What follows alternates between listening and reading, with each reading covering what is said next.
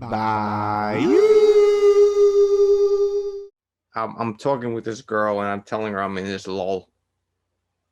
And I'm like, I know I have to get out of it. Like, I didn't just get out of the car. I'm still in the car, blinkers on, but I just haven't hit gas yet. I'm like, yeah, so I find myself here. And she goes, you know, that's good. And she sends me a post and it says, stop glamorizing the grind, take time to care for yourself. And and she's just kind of telling you all this and talking in that way that it's just like, no, you're good. It's it's like when we talk about like parent talk, it always, it may have the best interest at heart, but it might not be the best message. Yeah. And, she's telling me all that. And I'm like, yeah, I hear you. But this is where I find myself now. Like the older I get, especially now that I'm attempting the things I'm attempting in life,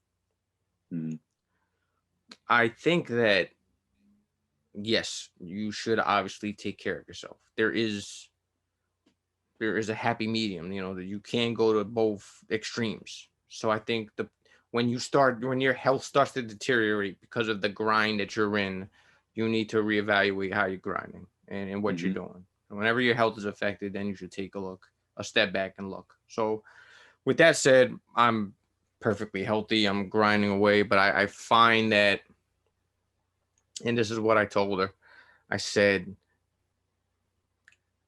I not only, it's not that I glamorize it, but I feel like it's such a need in life. Like the grind right now to me is like oxygen. And I get where she's at, but her mindset isn't my mindset. So what she's saying is probably true to an extent, but depends on where you want to go. It's perception, man. If you were balling, she wouldn't have said that. Because If I'd you be were getting living it in. baller's life, right?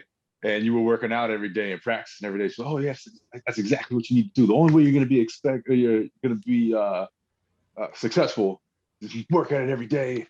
But that's because that's something that she could wrap her mind around, right? That's something that she's seen other people do, so she knows that that's what it takes.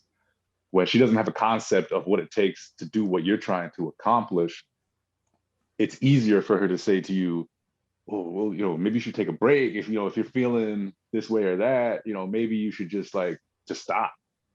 Don't hurt yourself. But how is it her place to say that when she doesn't know that that would actually be the result? Yeah, and aspirations is a to each his own thing. You can be content in your 9 to 5, and when you get home, feed your cat, kick your feet up, Jeopardy's on, or whatever it is that you unwind just to, okay, the major work of my day is done. It's time to just chill out and enjoy the life. And I get enjoying the life part of it. I think that's part of the grind. It's the journey. It always ends up being a journey. So you have to stop and smell the roses when you see them. Like, you have to go through the journey. So there should be a living and loving life in that journey. To go with the bad times, to go with the good times, and all that's the journey. So yeah. But I think this is where I come from as opposed to her mentality. Okay. I see the grind as the home of where victory is. There is no victory without that grind. Okay, I get it. Maybe the going nonstop kind of has hit a level, and it's like, all right, let me pull over real quick, go to this Days Inn and chill out, and then hit the highway again. But I feel like if I don't have that grind in me now, if I don't have that in me now, the questions of like, all right, well, what am I doing in life then? Like, what am I doing other than my 9 to 5, other than the everyday bullshit that everybody does of every single minute of every single day? Yeah. Is that what I'm content with? If you're content with it, all right, that's what you're content with. But if you have that, the eye of the tiger, and you are on that path to victory, that's where the grind is. It's not I guess I also read Robert Greene, 48 Laws of Power, 33 Strategies of War, Art of Seduction, great author. And he says, he always gets looked at in a wrong perspective because he's what he calls, he is a harsh realist, meaning that, look, man, if we all wish things could be a certain way, that's not what this is. So come to grips with it and handle it, and you'll have a better life. Like, you'll have a better grip on the reality you live in. That's where I find myself at. So I I get the take care of yourself. You earn that sleep. Earn that snooze button. You earn that after workout. Play a video game or two. Like, don't worry about it. You're good. That now is I don't know. It's harder for me to function without that drive. Like, I have to take on the storm. I have to take on the punches. I told Will a few episodes back, like, if you're not going towards the storm, you're seeking shelter. What happens when you're in shelter? You're curled up, like, you're not moving anywhere. You're just kind of hoping things are gonna go okay without doing anything about it. You're at the mercy of whatever it is you're in. Yeah. So yeah, I find myself there. So yeah, I do appreciate it. I thank her for those comments, and I thank her for the post.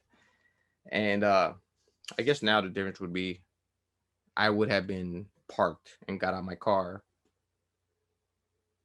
and been somewhere back to just chilling out, doing next to nothing. But now it's like, okay, I have to get back on that road. So yeah, I just find myself in that lull and things. I hear you.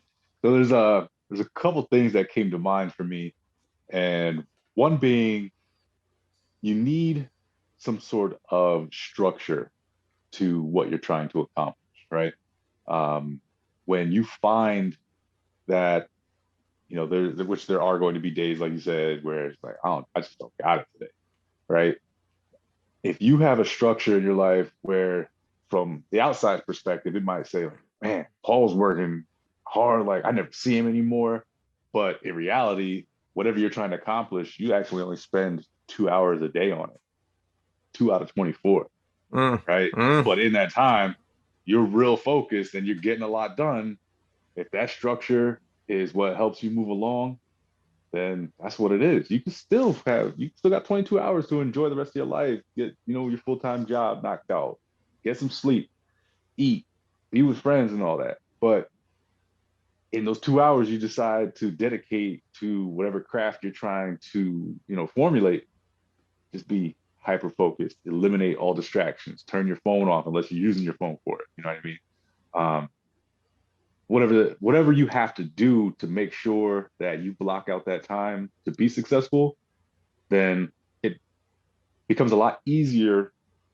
It's not easy. It becomes easier to keep kicking the can down the road, right? Because now what you've done is giving yourself permission to do the other things.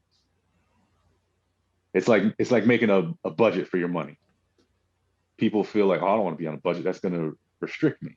No, it gives you permission to spend your money because you've designed a plan to say, this dollar's going to go here, this dollar's going to go there. And now that I know that dollar's supposed to go there, I have permission to go spend it. These dollars are going to go in a bank account, right? So I think our time, which is our greatest asset, works the same way. Right. And I think I told you, I have to have a conversation with my wife often about how I'm going to spend my time, because a lot of the things I work on don't include her. So, hey, babe, I need this hour and a half to go knock this out. And I give her full permission to hold me to it. So you best believe at 1 hour, 30 minutes, my phone's ringing. When are you coming home? Yeah, right? Yeah. And for that hour, like, you're busy. I only got this amount of time on my deadline. Exactly. Don't interrupt me until 1:30. Yeah. Yeah, I mean, so 1:30 is on the clock. I expect no calls. I'm in it. But that also allows me the accountability of holding up my end of the bargain. Right. So structure.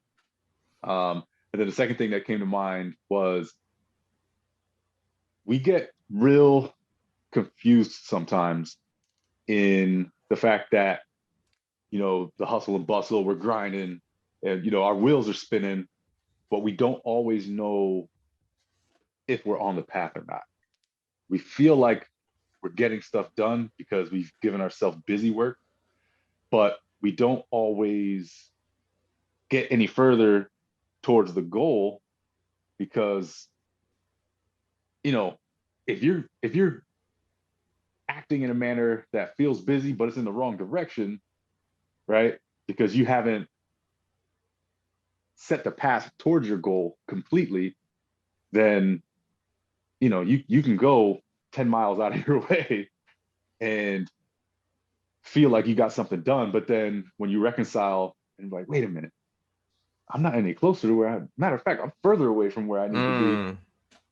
So, you know, the advice I would give is self-regulate by checking in every once in a while, right? All right, so here's my goal. And I think I may have even said to you before, you know, work yourself backwards from that so you could figure out what the exact steps are in order to get to your goal. And every once in a while, self-check, make sure you're not running adjacent to the line because maybe that road curves a little bit. And then, you know, maybe it's a gradual curve and it, you know, after 4 hours turned you back around. You didn't realize it. Yeah.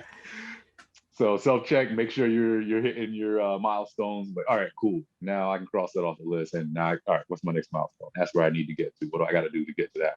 And, you know, every once in a while, come back to just self-center and make sure you're still on your path while you're doing all the busy work to get you to where you need to go. Yeah, I'm doing that. I think I need to step my game up on the level of that which I am doing. I feel you on that. You know, I found myself agreeing, but going, damn, I need to improve that a little bit just to inch my way up a little. A lot of people, whether it's, you know, any type of working out, man, any type of grind, you always hit a plateau. Then you have to now elevate yourself and you know, keep finding that new elevation. I guess I'm just plateaued out a little bit. I do like your advice though. I'm gonna up my game with that one. Definitely gonna do that. Yeah, man. Yeah, man. The structure and the accountability will help you get over that hurdle, definitely. Structure, accountability, and while you were talking, I was thinking of a Jocko thing, and he always says discipline. Like he's big on that word, discipline. He goes, you know, people always put discipline with structure, and they always put that as being confined. But he also goes, you know, he always says discipline equals freedom. Like those moments of discipline will equal at the end the freedom that you'll have. So while you were saying that, while you were saying that, I was thinking of Jocko, good old Jocko. I was also, while you were saying that, I was also thinking of a Goggins thing. And I remember, like, he has those little clips you see, like he just starts jogging and somebody's recording him while he's jogging. And he just talks. I've never watched anything of his. I gotta start sending you some Goggins things, man. He's amazing. I am a Goggins fan. Like, I'm a Goggins fan. Okay. Like when I started hitting my nice little stride, going into just where I was at and mentally, and then getting my body right in the gym and all that, like I was Goggins. Like I'm on Goggins shit. Like I do, like I love Jocko, love Les Brown, love E.T. Like there's a lot of people I like to listen to, but Goggins is up there, and he's going, you know, he's jogging. He goes, you know, last week I found out it was getting harder to get up. I'm looking at my sneakers and I'm just sitting down like, my body's telling me to go rest. He goes, you know what I did? I recorded myself saying all that and I played it back. And you know what? I sounded like a little bitch. Yeah, I like that. I like that though. It's good. He goes, next time you don't want to do something, he goes, record yourself saying why you don't want to do it and play it back and listen to yourself sound like a little bitch. He goes, you know, and I was just nodding and said, there's no way after listening to Goggins that you can then blow off something that you were going to do. I don't care if it was the dishes. I don't care. Like if you're chilling out and Goggins comes on and you just listen like a minute and a half of just Goggins talking a pile of shit. When that's over, I'm ready to take on the world. I'm ready to do a lap around the house. Like, you know, I'm ready to just start. He's got me in there. Got me. Yeah. He put you in the zone. Oh, dude, you got to get into Goggins, man. I'm telling you. Well, there's something similar that I do that you made me think about. there's a lot of mornings where I wake up and I'm like, I could lay down for another 15 minutes, another 30 minutes, and like still be okay. But I get up, look at the phone, I'm like, all right, let's get up. And then you get to the bathroom, you got to do your bathroom routine and everything, right? You're looking in the mirror, and you're like, some mornings you're like, man, you look like hell, right? Like, golly. You're in the bathroom, And but you then, ain't up right? yet. And then you think about it again, like, man, that bed's only like 30 feet away. I could go lay back down. And then I really look in the mirror at myself, and I'm like, so you just gonna decide to be weak today? I ain't gonna let that fly. Let's get this business, right? But you know And what, that self-talk for me works.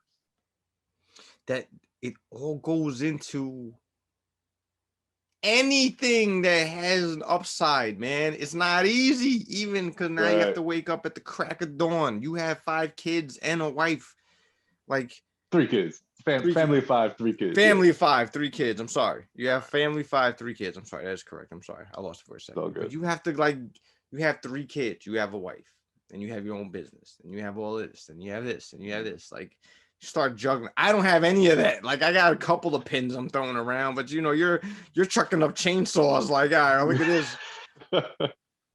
And it all, like, nothing comes easy. Just that part. It's easier to hit the snooze button, man. It's easier to say, all right, and I've been there. You're in the living room, you're in the bathroom, and you're still contemplating knocking back out. That extra half hour you had is now dwindled down to 17 minutes. and you're still considering it. I'm just like, all right, but if I can get a good solid 11 in by the time I'm really back in, and then that little devil in your shoulder, man, it's always just like, nah, don't worry about it. Like, that's the discipline. That's where all of it comes in. But that always, going back to the conversation with the girl, that's where that comes in with, all right, what do you want and how bad do you want it?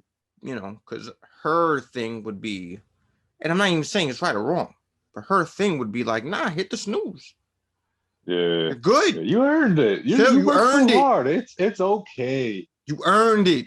Do it tomorrow. A lot of people use that. That's another Goggins thing. Every loser. Every loser. That you could sit back and judge yourself and be like, nah, I earned it. I earned it. But then if you really sit back and look at your surroundings or just where you're at and where you want to be, did you really earn it? Right. Like, did you really earn it? And like, a lot of people are quick to justify, make excuses, victimize. I gotta get back on that highway, man.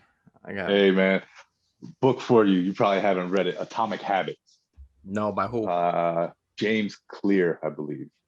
James Clear. Atomic Habits, and it's actually almost perfect. Perfectly goes with the topic for today, the incremental, shifts into success. He breaks it down to atomic meaning very little. So let's say you are a golfer, right? Very rare is it for someone to drop their score like 7 strokes just by playing one round and then playing another. Right? Let's say they're playing consistently, but for you to drop your your round 7 strokes is just about unheard of. Yeah, so, that's a good hole. Right. I mean, that's a good round. That's good round, man. Good round, yeah. Yeah. So the best players in the world, the best coaches in the world will focus on, all right, how can we shave off half a stroke, 1 stroke for the round? 3 strokes consistently for the year. And the average person would be like, well, that's slow. But when you're operating with the best in the world, a half stroke average means something. That means something. Yeah. You know what I mean? Yeah. That means a lot. So he's saying it's okay to take just 1 step, if you want to think about it in degrees. You know what? In this book, he makes this analogy. Let's say you're in a room and it's 26 degrees, right? and you've got an ice cube sitting on the table, and it's not melting because it's 26 degrees, right? Now, the room every hour bumps up the temperature 1 degree, right? So next hour is 27, goes up again 28, 29, 30 degrees. Ice cube is still sitting there. And you may have noticed that there's a slight bump in temperature in the room, but nothing's really happened. Okay. Then it gets to 31, gets to 32, ice starts melting. Well, it wasn't only that shift from 31 to 32 that made it progress into melting. It was all of the actions 1 degree at a time from 27 to 32 that made that ice melt. So not everybody sees all those little steps. They see the end result, like we were saying earlier. Yeah. Right. But it takes all of that energy in order to make that ice melt, not just the flip of the switch. And it goes back to oh, you have a business. Oh, okay. So can I get $10,000, please? Like, you got it, you're good, you're a businessman. And I was like, no, like there's a process. The process, man. Like, you have to respect the process. Yeah. Grant Cardone mentions that. He's like, you can make all the money, but act like you're broke.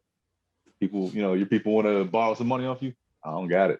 Yeah. I don't got it. I earned it, but I put it back in the business. My business needs it.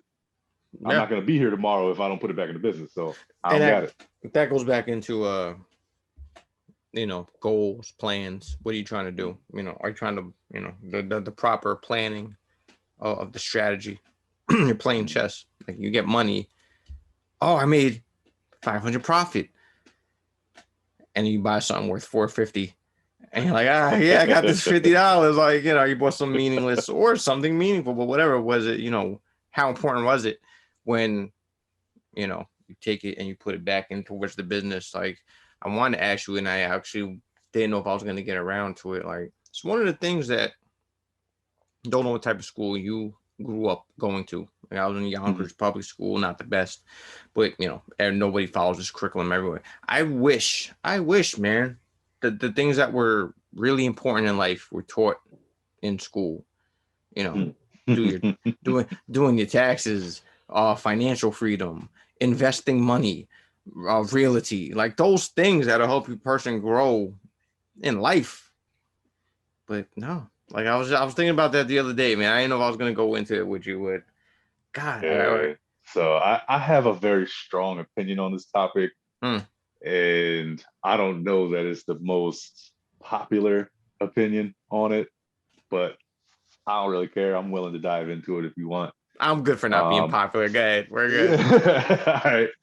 So my first thought is, if the schools don't operate the way that they do right now, there will be no worker bees. And I can't say that the economy falls apart, but all these big businesses who need all the worker bees to be the big businesses that they are would have a lot less of a pool to draw from, right? The school system teaches you that your success in life is going to come from working for somebody. And it teaches you to be dependent on the government. So I agree that's the game, is to keep the structure where it is. Rich get richer, poor get poorer. You're working hard for somebody else's for somebody else's money. There always is that level. I don't see the downfall that you're talking about, because there'll always be a need for the worker bees. There's always a need. There's always a niche for somebody. Not everybody's meant to be a surgeon. Right. Some people are, are damn good at their job doing some blue collar, roll your sleeves up things. Yeah. That's what they are happy with. I don't think that, don't get me wrong, it definitely does take more fish out of that pond. But my counter to what you said would be, all right, you take those fish out of the pond, you now have a selection of fish that want to swim that water. Mm-hmm. Whereas there are some people that would be better off in finances, in being more financially savvy, accountant, business owner, entrepreneur, somebody that flips houses, somebody that becomes, because they took those classes, they realize that they weren't a worker bee on that side of it, but they know how to, they work their way into, okay, I know stocks now. Now I could turn this 100 into 1,000 in 6 months because I learned this thing. Yeah. So what I would say is, to some extent, I agree. But for someone like me who found out that he was an entrepreneur, but never necessarily got the opportunity to explore that side of myself, was a failure in the school system. I agree with that. So for as intelligent as I am, the school system left me in a place where, well, I won't say thinking that I was going to be a failure, because that was never the case. I always thought that I could do anything I wanted to do, but behind the 8 ball. I couldn't even say that. I will say it left me in a place where I didn't know what I was capable of. Okay. So not being exposed to what I'm trying to accomplish now left me in a place of blindness. And so, and I won't even call it a weakness. It's just, I couldn't see it. I didn't know that it was a possibility. I didn't know that it was something that I could go after. But I guess now, that goes, go ahead. I'm sorry, go ahead. Now, there was other people around me that I knew that, you know, their families were business owners and whatnot. But in that time of my life, I didn't know what that meant. You know, as a kid, you might have a friend of yours say, oh, well, you know, my mom does this or my dad does this, so he has X amount of money, and you just focus on how much money they have. You don't focus on, you know, whether or not that's something you should be doing with your life, unless someone sits you down and teaches you, like, I'm seeing these tendencies in you. You might want to explore what this would actually look like. Instead, I was taught, you know, oh, you could be a doctor. You're so smart. You could be a doctor. You could be a lawyer. I would never be those things because I never wanted to be those things. But so I think we're kind of agreeing on the point of view on that, because I all right, you take away some of the worker bees, you realize, okay, you could be a lawyer, a doctor, or this or that, and you're like, nah, I don't want to be that. But those are your choices here. Yeah. I feel like if you had a class that was towards real estate investing, not everybody wants to do that. Right. Not everybody wants to, you know, flip houses or whatever the case is. You get to understand your niche. If I was younger, maybe not have a complete answer then as a kid, but be shown the tools. Like, you know, growing up in school, okay, you got your math, you got your science, you got your this, but there's a whole other safe that if they opens the world up for you. Yeah. Where's the money management? That's what I'm saying. That's locked up in with like, there's a whole vault of how to deal with money. Yeah. That schools and education systems won't even, like you said before, you didn't even know those tools existed until you got to a certain point or a certain age. That's a deterrent for people. Whereas if you were in school and it's like, okay, here, and they open up that briefcase and the light comes through, but it's like, nah, I don't want the briefcase. Like, nah, thanks. I'll go to law class or whatever. But then they open up that briefcase and somebody goes, holy shit, I want to know that.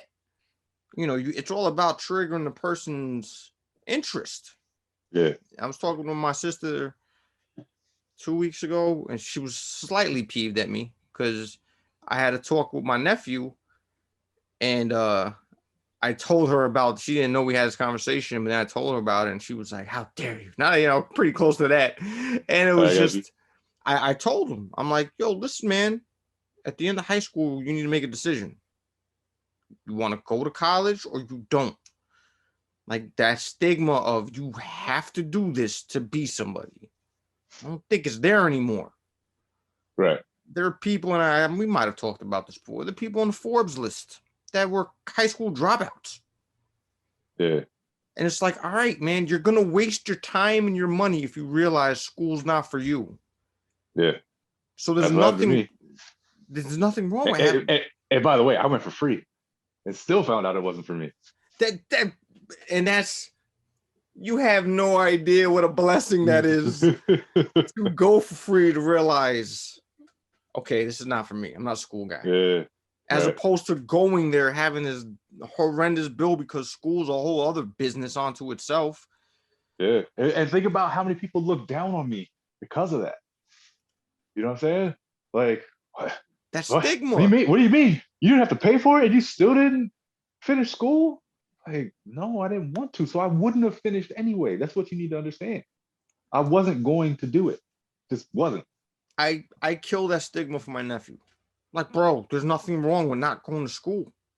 And my sister has like she's appalled. And I'm like, but I told him, I'm not an idiot. I'm like, and I love the kid. I'm not just going to tell him don't go to school. Yeah. If you're not going to go that route, okay, then it's time to sit down and game plan. Yeah. And by the way, that stigma still exists. Absolutely. With as much as I've educated myself over the past few years, I have a conversation with some of my customers, like the people who are running these businesses out there. And they're like, oh man, you're very intelligent. Where'd you go to school? Funny story. You know what I mean? They're like, really? Wow. And then they'll even follow it up with like, well, I went here and my kids went here. Like, all right, cool. Like that's good for them. It's like I could still be successful with the way I went through it. Now, granted, I wish that I would have known more of what I know now earlier in life. Man, you ain't lying. But what I'm trying to tell you is I didn't get this information from school. I wouldn't have gotten this information from school, especially on the path that I was on. Yeah. You know what I mean? Because when I went to college, my idea of success was to be a chef, right? And I originally went and was going to do hotel, restaurant, and tourism management, and then go to culinary school afterwards with the idea that I'd be making more money once I finished culinary school. Okay. And I started talking to some chefs, and I think it was 3 chefs in particular who told me, look, if you're a family guy, like this probably isn't the track you can take, because we, at the extent that I want to do it at, they're like, we live at work. I'm never home. No, oh, that's not cool. And the more that got confirmed for me, I was like, well, that's not me. Next thing I know, I'm second guessing my decisions. I gave up college football, gave up college, obviously. And next thing you know, I dropped out and I became a model for a stint. And I was happier in doing that and having to learn to manage my finances and all those things in life where, you might not get a check for months at a time, but those checks are technically pretty large. Yeah. Either way, you know what I mean? I got thrown into the fire. And kind of opened my mind then to, where I am now and what other possibilities might look like. It's funny how these all kind of interconnect, going back to the whole grind thing. Like, you have to go through that to realize the do's, don'ts, the wants, the don't wants. Like, that helped build your character, that situation right there. Like, people don't understand. Yeah. Like, it all means something, man. But it depends on how far you want to take it. If you're content going the Peggy Bundy route, knocking down some bonbons, more power too. There's nothing wrong with it. Right. It's just how, are you content with where you're at? So, yeah. And it's funny, man, you dodged a couple bullets there, because you could have went to culinary school, had the fee, had the bill, maybe had a family, and then realized, oh my God, I can't see my family if I'm gonna do this, and then you're back to square one after paying. Like, there's people, that school shit, man. It's more of a business in the game than a place of education. Like, I have my own personal things about. And again, I wasn't trying to push my nephew off of going, because he's going now. Mm-hmm. Like, he's enrolled in college, But for him, like, all right, that's what you decided. No doubt. The things he wants to do, he has to go to school. Good. You find out what you want to do, you do it. Just telling you that stigma, that those labels, labels are a motherfucker in this planet, man. Like it's like I feel bad for this stigma with women. By 30, if you don't have a solid relationship, not married or have a kid, you're some type of disappointment to your species. And it's just like, wow, really? Yeah. Like those labels, man. It's like, all right, it's not. Take a step back. It's never that serious. It's never that serious. People have lived without going to school and lived well. Right. Women have been okay in the world and have become either independent or strong-willed or found everything that they were finding later on in life. Just take a deep breath, man. Figure it out. It'll come to you. Just gotta give it a minute. Let it breathe.